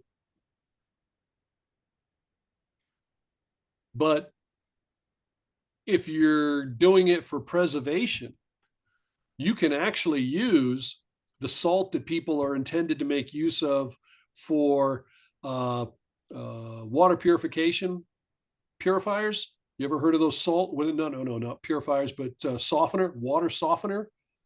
That is potassium chlorate, which is saltpeter, potassium chlorate. Okay. And what you're doing is you're curing the outside of that piece of meat. You don't want to eat that cured component of it. First of all, it's way too salty to taste, but it's also over chlorinated, basically. I've never heard of anybody who completely encrusts the meat in salt to eat up to, we'll say, a centimeter of that meat, because it could be inundated with the salt so intensely that it's just not healthy. I don't even give that to my dog. So this salt is an industrial, like animal agricultural salt. And There I you bought go. this bag for $60. This size bag, if I had bought the gray Celtic salt, it would have been like $250. Yep. Oh But yeah. this is exactly the same mineral content as the gray salt. Yeah, isn't it interesting that Jehovah made a mineral and they can label it any way they want to, but all of a sudden it's just the same mineral. Yeah. Yeah. That kind of goes with that joke that I heard about the scientist went to Jehovah himself and said, "Hey, guess what? We figured out how to make an atom ourselves, make an actual human out of dirt." And Jehovah goes, "Oh, now that's an interesting idea. Go ahead and show me." The guy reaches down and grabs a handful of dirt, and Jehovah says, "Wait, get your own dirt." So we can't produce minerals. We either find them or they're not there. You don't create minerals. You can create compounds, but you can't create minerals. And Can you tell us more about how you cure your meat then? yes, smoking. One of the best methods that's been used for eons is to go ahead and smoke meat. And I even gave a class to the group down here in Clark Fork on how to create, you create a tripod, first of all. Then you go ahead and create a rack for the meat to sit on above the actual fireplace itself. It's the smoke. Then you very carefully, did anybody ever show you what's called a Dakota pit? Anyway, you create a special spot where the fire is going to keep on burning without loss of oxygen. And you very carefully pick the wood that you're going to use and the wood that you use to go ahead and soak in water so that it intentionally smokes. And then all I did was show them how to wrap a 20-foot tarp in like a teepee kind of configuration around it. And within 3 days, we had smoked venison, and it was good. It was smoked with maple wood, and it was good. And it would last, I wouldn't say 5 years, but I'd definitely give it 2 years. I just remembered The other something. thing My to mate, it, he smoked his Go ahead. fish. He was building a thing to smoke fish, which you can do, obviously. Yeah. So I'll have to go and ask him because he was, oh, you know, yeah. because he's Well, a fisherman, smoking right? fish- He's a really good fisherman, right? And I've got, and because he's already done it, I can go and ask him, you know, work out how he does it. Perfect. Also, if it's one of the types of fish that we're talking about that has a large amount of fat in it, like trout, okay? But that's what he Trout and catches salmon. trout. Oh my, those are so good. And when you do it, you're reducing the weight. You're reducing the weight of the fish itself. So if you need to put some in your pack and carry with you, it doesn't weigh 1/3 of what it did originally. And the fat as it's smoking, dripping down onto the fire, adds yet another flavor to it. It's just, man, you make me hungry now. Yeah, there's Salmon something that has been about when you smoked is cook really, fish. I remember that there used to be these black churches, you know, up in London, and they used to bring loads of people, and when they cooked the fish, they brought loads of people in to go to church just to eat the fish. Because at the end of the sermon, they give you oh fish, yeah, but you have to go through the sermon. Do you know what I mean? But the yeah, smell of the yeah. Well, fish, oh psychology. yeah. Well, here's the other piece now, my friends. Everything and anything, if it goes to a grid down situation, okay, put yourself outside your house, your living environment for a while. Listen. First of all, listen to the sounds of what's going on in your environment as far as what your people are doing. Okay. Are they loud? Are they laughing? Are they joking? Okay. Are they whimpering, whining, and crying? Are they just loud in general? Okay. Can I hear a generator? Oh my gosh, I can hear a generator. I'm headed that way. They got electricity for sure. They're doing something with electricity. I'm not sure what. You go out in the backyard and you took that smoked fish and decided to heat it up a little bit more, or you're going to smoke some more fish, and that catches somebody's nose on the wind, they're coming your way, buddy. They're coming to you. They show up. They show up after dark, and you don't have good light closure curtains, like blackout curtains. They're coming to you. You got light. Why do you have light? I don't know, but I don't care. I'm going to find out why. So everything that you do that's going to bring normalcy to your life is going to likely draw attention from someone who doesn't have that resource. Be ready for Yes, that. I'm sort of used to playing Just cat be and ready. mouse games, you know, because I like to think I'm a prepper and survivalist, but I used to be, you know, living on the streets, right? So I know about cat and mouse games, but it's good for because it builds you up, doesn't it? You know, because you have to break out the box, you have to think out the box, which obviously you've done because you've been in those kind of adverse situations all the time. Well, I also, once again, gain a lot of information from people who had to live something I did not. 4th of July, which is a big holiday here in the United States, I was at the fire department and we had a free giveaway of burgers and beans and coleslaw. And I was just serving, through a window. And you saw how I used the whiteboard, right? Well, one of the whiteboards I'd done a presentation on was the evacuation and what you need to take with you. And a family sat down, and the whiteboard that I normally use has two sides to it.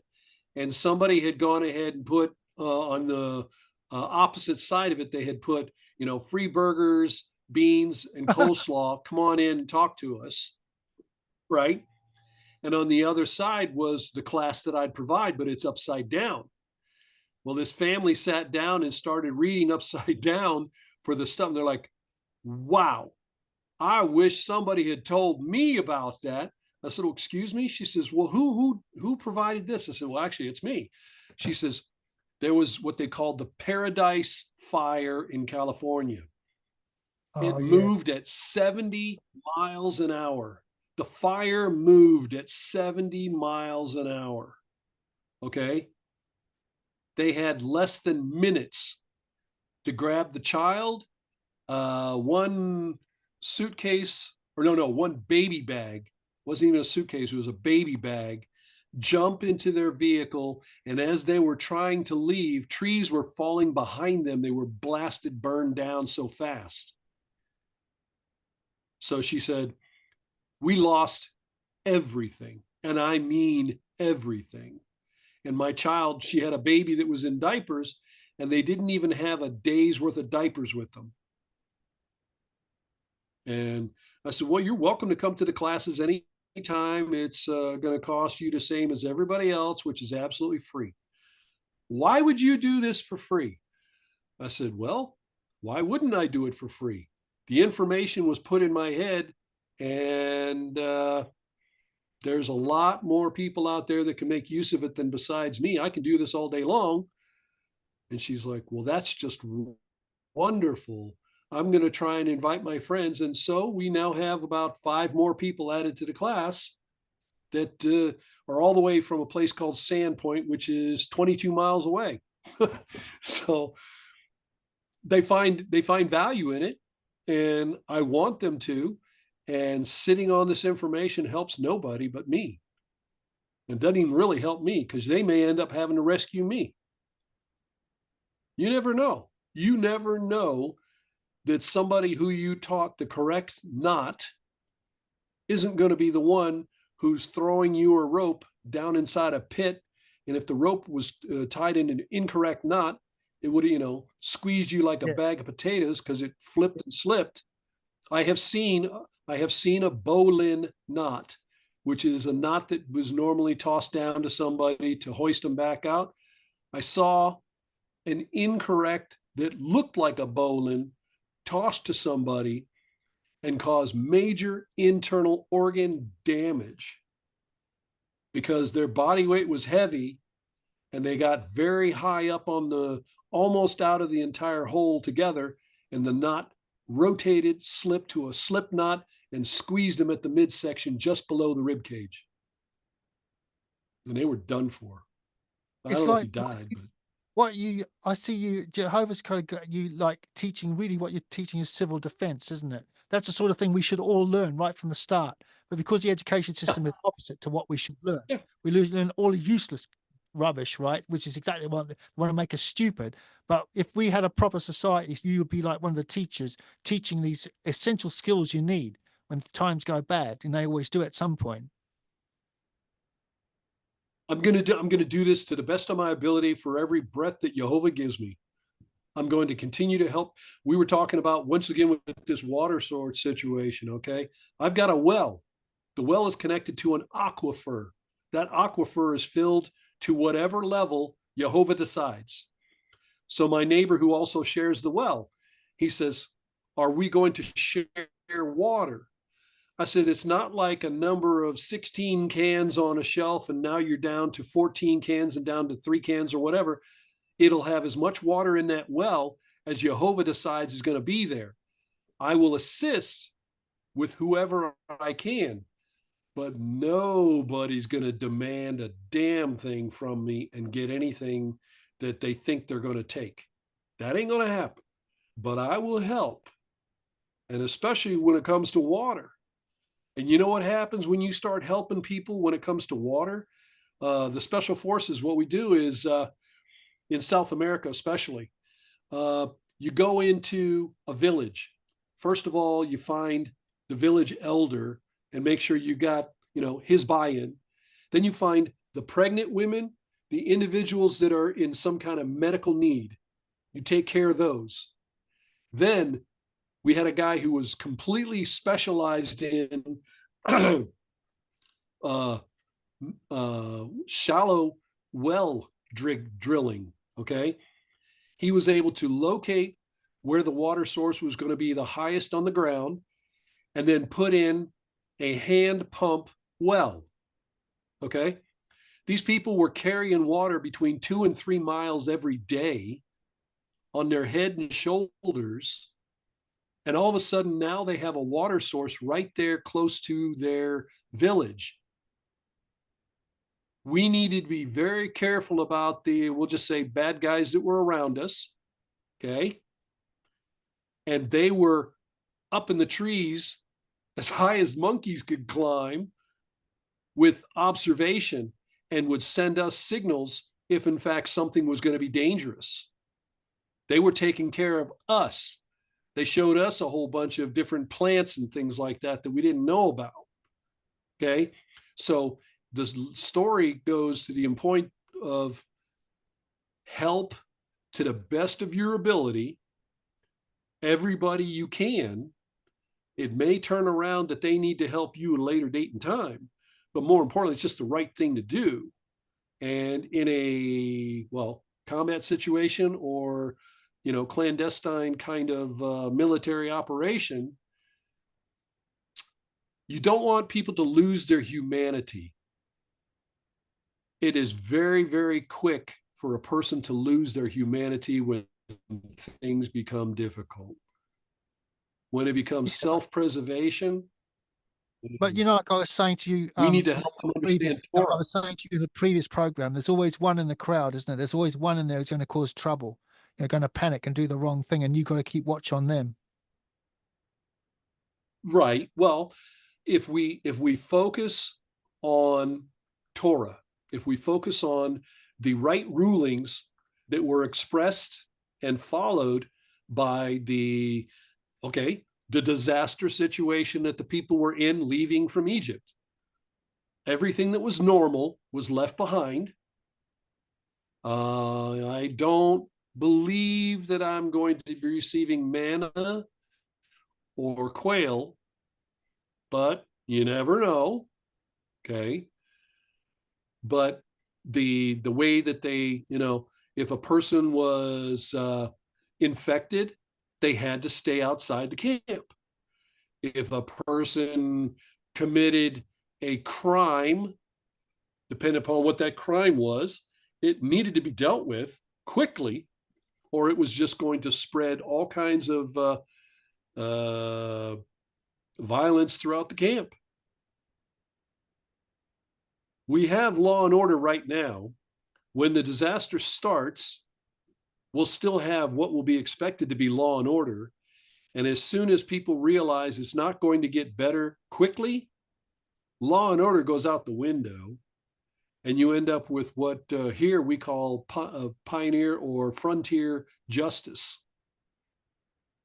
That is, in the United States, during the days of cowboys and Indians kind of thing, if you stole a man's horse, you were hung. Because to steal a man's horse in that environment at that time was a death sentence for that person to not be able to get to a water source or civilization because it took his transportation. Well, why don't they do that for car theft? But you start stealing food, you start damaging something that somebody needs for first aid or for, life-giving capabilities, people are going to start saying, well, if we let them get away with it, they're going to do it again. And if they get away with it, someone else is going to think that's a good idea and try it themselves. Look at the situation we're in the United States. New York City had a violent gang of Venezuelan individuals busting down doors and telling people that they own the apartment complex now. All of a sudden, I think it was today or yesterday, I heard it for the first time, Chicago has a very large apartment complex completely being overrun now by Venezuelan gang members. Nobody's getting in trouble for anything. They're not sending in the SWAT teams. They're not sending in the National Guard. That is only going to exponentially grow. And so this those is of us who so the way I read what you're saying, right, is that basically this is like a demolition of America, basically beginning, to bring in the new system. the world itself, not just. Look at what's happening in UK. They've got lots of disagreeable situations because of individuals that don't want to follow the laws and rules that they were given the opportunity. If they were brought in on the benevolence and goodwill of the people of the UK, and then they turn around and say, we own this.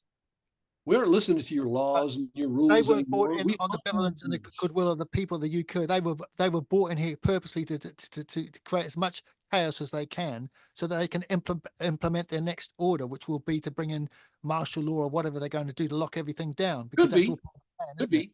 But Because that's so far. it's basically We're getting outside the scope. We're getting outside the scope of this particular block of instruction kind of thing. So what I'm thinking is there anyone else with any other questions, comments, or we can take and go ahead and close this out once more with prayer. And I'll stay online without the recording if you'd like. Any other questions? Anybody else got any other specific points to make or questions? Been in any situation, anybody out there been in a situation where they were trying to figure out what they were going to do to bring normal operations, normal lifestyle back? So when I went on a little hike with Ronan earlier this summer, our purification system didn't work. And so we called Stuart and he brought us water, but that meant we had to empty some things out of our packs. That planning system of what's number 1 and what's number 2 and what's number 3 would have worked really well, because we got rid of all of our warm stuff. And within 7 hours, the heat was gone. It was cold in our tent, and we didn't have any sleeping bags. So Yeah. that would have been a good thing to know. But Well, do you? Yeah. based on what you've taught us today, I'm thinking, man, we Yeah. are prepared. We're in a good place. Good. Yeah, because we've got a lot Good. of all this stuff. That's always good. Yeah. I mean, it's And not I don't quite in have. an Altoid case, but we have it. Mhm. And Well, the British SAS, the ones that explained it to me, used what they called a cakes tin. It was a tin that had cracker kind of cakes in it and stuff. It had two levels to it. And yeah, if you we got have something those. like that, You that's get, much bigger. it's like a It's cookie much tin. bigger. Exactly, a cookie tin, but it was smaller than a cookie tin for me normally, but it was larger than an Altoids. I was trying to figure out what could you carry and what would be reasonable to carry if you were in downtown Portland and the earthquake of 9 point whatever took place, couldn't get to the car, couldn't get to a rucksack, couldn't get out of the building for a short while, right? What could I have in my pocket that would get me through the first 7 hours? Because I modified it from what the SAS had, and the idea that I was going through my head was, I'm not in the woods. So what am I going to use for leather? Well, floor Shoes. mats. Belts. Well, floor mats work for leather. Curtains work for leather. Okay. What am I going to use for bone or some kind of ivory? Plastic spoons. I mean, come on. They're already there, right? So look at it in the environment you're likely to be in, rather than take somebody else's idea and say, okay, that's exactly what I want. Because in some that I've seen, they got fishing lure. Okay, a fishing lure, right? Yeah. Well, that wasn't going to do so much for me as just a couple more fish hooks, because you can take multiple, you take a string, take the dental floss, put multiple hooks on the dental floss, get close enough to a pigeon or a dove and whip it and hook them with the fishing line and catch them that way. And it's worked. It's worked. I've got a bunch of other ideas too, but the point was, make it a kit that you won't leave behind, Right. because it's not too heavy. Right. It's not too bulky, because you'll find out that you're like, that was the best kit I ever made. Why is it on my dresser? Why is it still in the closet somewhere? So the other thing I wanted to say just before you close is, you said Yep. stop the awfulizing, and that was really important, because in a panic situation, nobody Yes. works well, nobody functions. But isn't that exactly what prayer is for? When you're in that panic situation, you think, Amen. what am I supposed to do? What am I supposed to do? Instead of going, what, you look up and you talk to him and you say, okay, what am I supposed to do? And then you sit and you wait for the answer. And you breathe. And you Mhm. make sure that you're breathing and you're waiting. And then there's another thing that I teach the ladies who are giving birth, is when you scrunch up like this, you can't pass the baby through your cervix because your cervix is doing this too. So you have to open your hands, open your eyes, open your mouth, and relax and let the baby out. But it's the same thing in a stressful situation. Don't do this. Agree. Do this. Because it's the same thing as what we learn in Ecclesiastes. Vanity of vanities. You can't control vapor. You can't control. You just can't control anything. So you got to open your hands and let him be in control. Yeah, right. Anyhow, my dinner is ready and my That's husband is very good home. advice. Okay. Oh. So are we Recording good? can stop after we have one more closing prayer. Steve, would you like to go ahead and close us out in prayer? Is that me? Yes, please. Okay. Just right off the cuff, I'll just say, Our Father who art in heaven, hallowed be thy name, thy kingdom come, thy will be done on earth as it is in heaven. Give us this day our daily bread, and forgive us our trespasses, we forgive those who trespass against us. And lead us not in temptation, but deliver us from the evil. For thine is the power, and the glory forever and ever. Amen. Amen. And absolutely perfect. You follow the perfect example, so you can't mess up with that in any way. I think that's great, my friend. Thank you very much, everybody. I will stick around for a short if anybody needs to, but we can stop the recording at this time. Thank you.